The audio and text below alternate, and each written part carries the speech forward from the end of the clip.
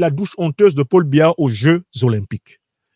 J'ai été blessé, une fois de plus, par le spectacle donné par les dictateurs africains venus aux Jeux Olympiques à Paris, qui se sont permis de se laisser administrer une douche froide de pluie, simplement pour faire plaisir à celui qui les a invités, le dernier héritier de l'empire néocolonial français. J'ai été choqué parmi ces dictateurs de voir en particulier celui de mon pays natal, Paul Barthélemy Biya Bimondo.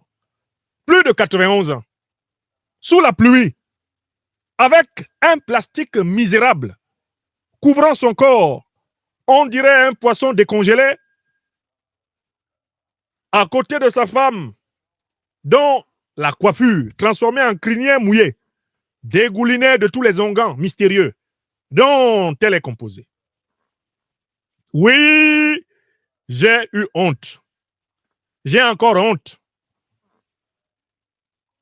C'était donc cela, le président de mon pays natal. Ce monsieur que vous voyez, Paul Biya, est incapable de se mouiller sous pluie pour un Camerounais.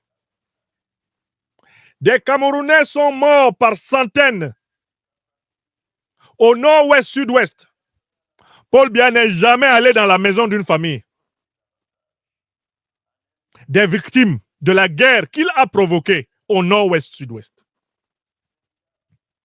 Des Camerounais sont morts dans un terrible accident de train dont le régime Biya est responsable pour avoir privatisé le chemin de fer du Cameroun à son ami Bolloré. Les Camerounais sont tombés dans des wagons de la mort au fond des ravins des Écas. Paul Biya ne s'est jamais déplacé pour aller dans la famille des Camerounais morts par sa faute. Seigneur, ce monsieur n'est jamais allé là-bas. Mais Paul Biya, à 91 ans passés, est prêt à venir mourir de pneumonie à Paris pour faire plaisir à Emmanuel Macron. Astaghfirullah. Est-ce qu'on peut être méchant à ce point envers son peuple? Les Camerounais meurent dans les inondations. Les Camerounais meurent dans les inondations chaque année. Paul Biya, qui, à Paris, vient montrer qu'il n'a pas peur de la pluie, ne sort pas pour aller voir mon peuple en train de mourir. Il joue à l'invisible, il joue aux morts. Mais pour aller prendre la pluie sur son corps à Paris, Paul Biya apparaît. Les Camerounais meurent sur les routes du désert. Ils meurent dans le Sahara. Ils meurent dans la mer Méditerranée par centaines chaque année, par milliers même chaque année. Ils meurent dans les routes entre l'Amérique latine et l'Amérique du Nord. Les Camerounais meurent dans le porti-porta au Moyen-Orient. Les Camerounais meurent en esclavage dans les enclaves racistes du Moyen-Orient. Paul Biya ne s'est jamais levé pour aller là où les Camerounais meurent. Mais Paul Biya a le courage d'attraper une pneumonie à Paris pour faire plaisir à M. Macron.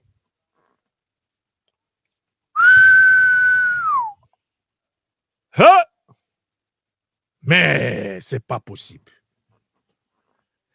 Quand on dit que quelqu'un est méchant et qu'il a fait de la méchanceté son être naturel, vous voyez ça? C'est ça, le dictateur africain. Le dictateur africain dans sa forme la plus sévère, dans sa forme la plus tranquille, la plus insouciante, dans sa forme la plus inconsciente. Et en plus, il y a des gens qui le soutiennent.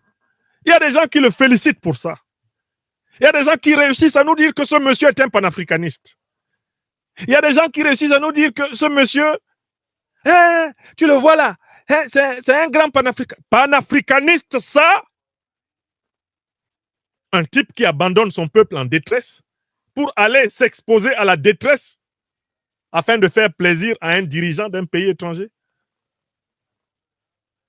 Comment ils font même, ceux qui ouvrent encore leur bouche pour appeler Paul Biya panafricaniste, après toutes les manifestations de veulerie, toutes les manifestations de bassesse, toutes les manifestations de satrapie que ce monsieur vous a données, comment vous faites même pour vous tenir encore sur un plateau de télévision et dire qu'il est panafricaniste? Paul Biya panafricaniste, dans ce cas-là, le panafricanisme ne veut plus rien dire.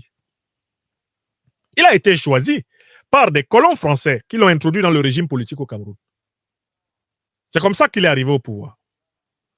En 1961, c'est lui, Paul Ojoula, qui l'introduit près d'Aïdjo. Quand Aïdjo le choisit en 82, c'est avec la bénédiction de la puissance néocoloniale française. Et quand on l'interroge en 1987, il répond que lui, il est le meilleur élève de la France, le meilleur élève du président français. Ce sont des phrases que les Camerounaises et les Camerounais documentés n'oublieront jamais. Quelqu'un qui vous a dit « je suis le meilleur élève », mais il continue, puisque tout président français est son maître. Il vous a déjà dit qu'il était le meilleur élève. Voilà. Il continue. Seul un élève peut se permettre, à 91 ans, de se mettre comme ça, sous la pluie, pour faire plaisir à son maître. Mais moi, à la limite, si M. Biya ne se prévalait pas toujours du poste de président de la République du Cameroun, ça ne me choquerait pas. S'il veut risquer sa vie pour regarder les Jeux olympiques, les plus olympiques que la Terre ait jamais eu, alors que ce sont les Jeux les plus discriminatoires de l'histoire de l'olympisme, des Jeux où on s'est permis d'exclure des athlètes pour des raisons politiques. Après, pour venir nous dire qu'il n'y a pas de rapport entre la politique et le sport. Les seuls Jeux où les Africains ne devaient même pas venir, si les Africains étaient sérieux, ils ne devaient même pas venir à ces Jeux, à cause de l'esprit de discrimination qui a présidé à leur organisation. Ils sont quand même venus. Et vous venez, il se met à pleuvoir au lieu d'aller dans votre hôtel vous asseoir. S'il n'y a pas de lieu pour vous héberger, vous protéger de la pluie, pour montrer votre héroïsme de néocoloniser, vous vous affichez comme des poules mouillées avec des plastiques en public. Ça, c'est ce qui fait mal dans cette image, c'est l'humiliation de l'Afrique. C'est une insupportable humiliation du peuple africain. Paul Biya et tous les dirigeants africains qui se sont adonnés à cette douche misérable, à cette douche qui n'est pas une manifestation d'héroïsme, mais de lâcheté ontologique. Il faut qu'ils sachent qu'ils se sont littéralement fait honte à eux-mêmes et que les images qu'ils ont offertes au monde les poursuivront même outre-tombe. Dans la langue bambara, ça s'appelle monnaie, c'est-à-dire la honte honteuse. La honte honteuse. Moi, je suis assis ici en Normandie. Je suis citoyen français. Je ne peux pas me mouiller pour faire plaisir. Je ne peux pas me mouiller sous la pluie pour faire plaisir à M. Macron. Il est président de la République française. Je le respecte pour sa fonction. Mais si je vais à son invitation quelque part et il pleut, si j'accepte son invitation d'abord, je vais me mettre à l'abri. Comment un type qui a plus que l'âge de mon feu père, Paul Biya, lui, il se mouille? Ouais, dis donc. Il n'y a aucune façon d'expliquer ça. Hein? Vous qui êtes à Garouala, à Maroua, à Ngaoundéré, à Douala, à Bertois, à Bamende, à Boya, Bo, on n'a qu'à m'expliquer, non? How some old man can accept that water is thrown on him just for a young French president who is not even of the same generation with his first boy, his first son. Ouais, dis donc. C'est-à-dire que je m'étais promis de parler de ça. De dire à M. Biya, bon, écoutez, vous n'êtes quand même pas obligé d'humilier toute l'Afrique. Vous avez déjà suffisamment humilié les Camerounais. Maintenant, vous humiliez tout le continent. Et c'est à ce moment même que certains de vos partisans revendiquent la définition du Cameroun comme le continent. Mais vous revendiquez quoi là? Vous êtes le continent pour humilier le continent? Voilà donc. Ceux qui disent le Cameroun, c'est le continent. Voilà le continent. Le continent mouillé. Mouillé pourquoi? D'abord, même la délégation du Cameroun là aux Jeux Olympiques, elle allait gagner quoi? Elle était organisée comment? Une délégation remplie de scandales. Il y avait des voleurs, les gens ont voulu voler les budgets, des faux actes de naissance, des faux... Vous êtes allé faire quoi? Vous alliez même faire quoi là-bas? Est-ce que c'est sérieux ça? L'esprit de l'olympisme. L'esprit de l'olympisme. Non. Alors, donc, je voudrais dire au Rassemblement démocratique du peuple camerounais, le parti de M. Biya, que j'espère qu'il va, pour une fois, écrire une motion de protestation à l'adresse de son président. Qu'il arrête d'humilier le peuple camerounais. Plus largement, qu'il arrête d'humilier le peuple africain. Normalement, il devrait démissionner depuis, puisqu'il n'est pas apte à exercer, je dis bien physiquement et psychologiquement, en raison de son âge avancé, les fonctions de président de la République, chef de l'État, d'un pays à 80% composé de jeunes gens. Mais qu'il arrête, parce que là, maintenant, ça commence à tourner à l'humiliation de tout le continent. On est fatigué. Le continent est fatigué, le vrai continent, c'est-à-dire l'Afrique. Parce que le Cameroun, c'est l'Afrique en miniature. Ce n'est pas le continent. Vous vous promenez au Cameroun, là, à Douala, à Bouéa, à Ebolova, on est le continent. On n'est pas le continent. On est l'Afrique en miniature. Soyons modestes. Le jour où on pourra faire des choses sûres et durables, on pourra revendiquer le fait de commencer à bien représenter le continent. Pour le moment, on est l'Afrique en miniature.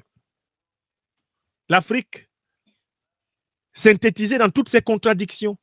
Mais ce n'est pas le continent. Il y a des choses bien meilleures qui se font ailleurs, et puis il y a des chefs d'État ailleurs qui se respectent. Vous savez très bien lesquels.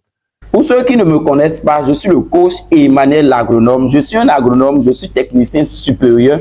Je fais l'élevage du poulet, de la production jusqu'à la commercialisation. Je ne fais pas n'importe quel poulet, je fais la race hybride. Quand je parle de la race hybride, c'est le poulet local amélioré.